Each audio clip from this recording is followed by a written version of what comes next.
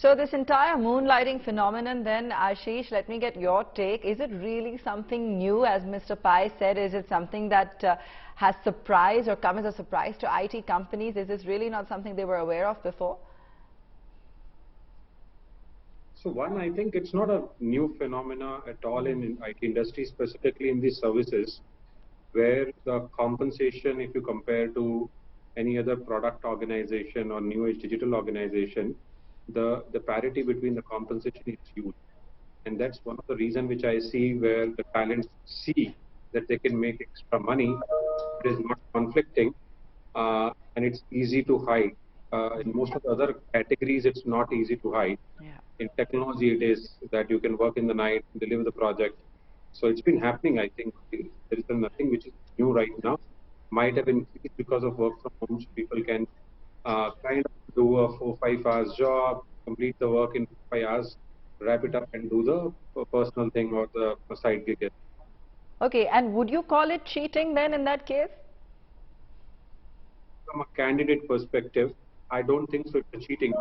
Yes, until I'm doing a conflicting, doing something with a competition, doing and revealing any information. But if I'm doing some product development which doesn't conflict from my regular day job, it's not cheating. But as I said, there is a gray area here. Depends on what kind of work I'm doing and whether I'm doing my day job, which gives me my bread and butter. Is it I'm doing that job properly and fulfilling my duties? I think it's a question to answer and very, very difficult to answer. All right. Bhagyashree, let me come to you. Is moonlighting a legal phenomenon? Is there, really something that is untenable about it? Is it okay as long as it's a mention in company policies? What's the legal approach here?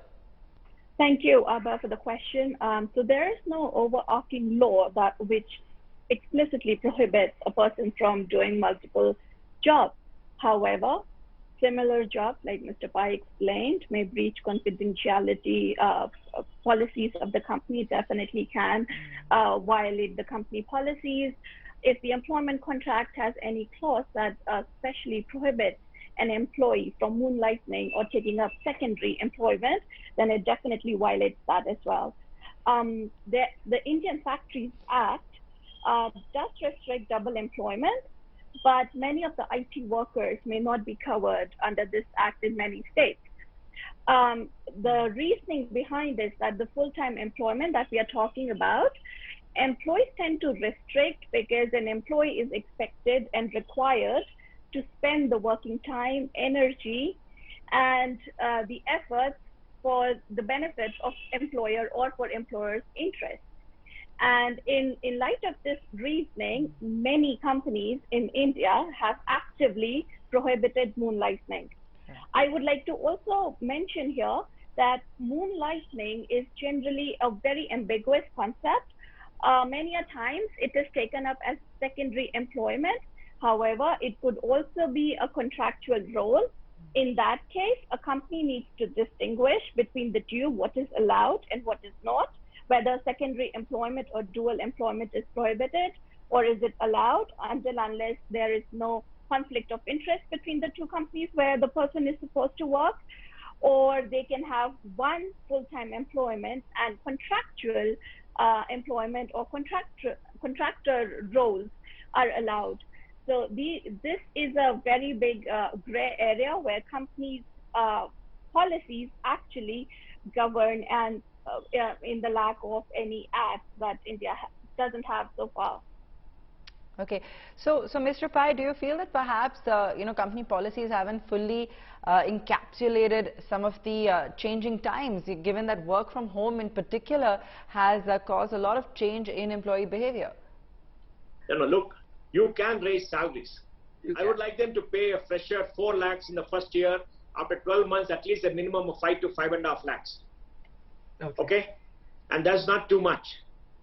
Because today, if you look at their financials, they have 8 to 10% spend on subcontractors. They can cut it down. They can save the money. They've got a 3 to 4% increased revenues because of rupee depreciation. Maybe 1-2% adding to the bottom line. So they have to pay more, and they're paying more. They're paying more. But let me give you the situation.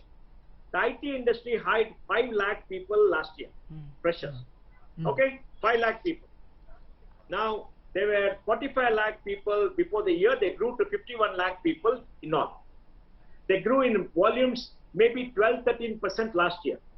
There's a direct correlation between volume and billing because there's no price increase so far. They have to get a pricing increase. Okay?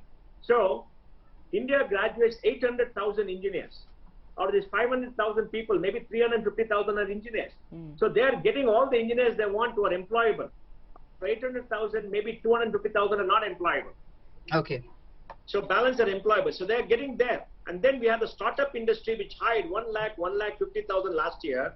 And for them, their strategy was very simple, Abba. And they looked at all the big companies, companies. Anybody who's a top 10% come over after 1 year training, double salary. Right. They're paying 8-10 lakhs for freshers. Right. They're fine because they're spending the investors' money. Many of them were under the impression the more money you spend, the valuation goes up, you can raise more money. Now they've been brought down to reality. That's the culture for many of these people because the investors are pouring money down their throat. And then we spend more, we have to burn. And how do you burn? Hire more people than required, pay them double the salary. Who cares? Our salary also goes up. Now they become more realistic, hopefully. So in this situation, they have to pay people more. They have to deal with them better and create more loyalty, point number one. And point number two, look at the future. Abba, this year and next year, industry will hire between 1.4 lakhs to 14 lakhs to 15 lakhs people, including startup, including industry. So you're going to be full up. And please remember, India is the only source of large-scale human capital for technology for the world. Yes. When you have 51 lakh people, you grow at 10%, you have to hire 6 lakh people. Why 6 lakh? Because 40-50,000 will retire. They'll go away, they'll get married, have babies, they'll go away, they'll not come back to work, right? So you've got to fill the breach plus take care of volume growth. So you need 6 lakh people. 6 into 2, 6 plus 7, 13. And startup industry will hire 1-2 lakhs. So 14 to 15 lakh people will be hired. So it is time that you reorient your compensation policy, all your policies, and create a better connect to reduce attrition. And the cost of attrition, Abba, is very high. It is $5,000 per person. Let me give you an example. If somebody leaves, you hire a fresher, you got to train them for 6 months. They're not billable. You got to pay salary for 6 months. You got overhead for 6 months. It's adds up to about maybe 3.5-4 lakhs. So if you're able to reduce attrition by 20% by paying more compensation, it's worth it. They must do the maths and take the risk.